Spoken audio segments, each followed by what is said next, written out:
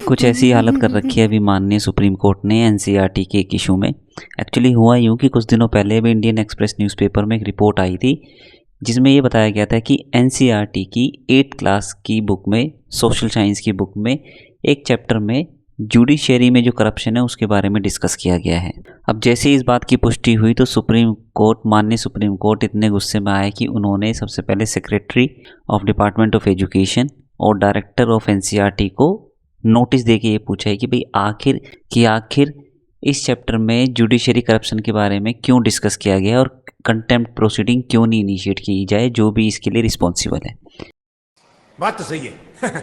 आप माननीय supreme court का गुस्सा सिर्फ इसी बात से समझ सकते हो कि उन्होंने यहाँ तक बोला कि जब तक हम सेटिस्फाई नहीं हो जाएंगे तब तक ये केस बंद नहीं होगा, क्योंकि एक सोची समझी साजिश है जुडिशरी के जो मेहनत की है इतने सालों से, जो उन्होंने अपनी इमेज बनाई है, उसको धूमिल करने की।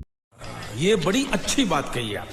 इसके अलावा माननीय सुप्रीम कोर्ट ने निर्देश दिए हैं कि जितने भी आपने बुक्स की हैं उनमें से कोई भी बुक डिस्ट्रीब्यूट नहीं होनी चाहिए। जो ऑनलाइन वर्जन है, जो पीडीएफ वर्जन है, वो सारा का सारा इंटरनेट से हटा लेना है। और इसके अलावा सुप्रीम कोर्ट ने यहाँ तक भी बोला है कि अगर आपकी कोई भी बुक स्कूल्स में चली गई है तो प्रिंसिपल उसका पर्सनली जिम्मेदार होगा कि अगर कोई भी बुक डिस्ट्रीब्यूट की जाती है, और अगर कोई बुक डिस्ट्रीब्यूट की गई है तो